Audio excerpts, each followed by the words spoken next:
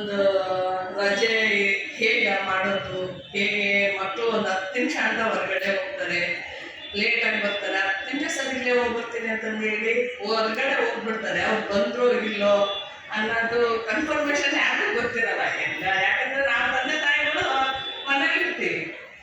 ಎಷ್ಟು ಬೆಳಗ್ಗೆ 10 ಗಂಟೆ ತನಕ ಇರ್ತಾರೆ, ಸಂಜೆ 5 ಗಂಟೆಯಿಂದ ಮನೇಲಿ ಇರ್ತಾರೆ.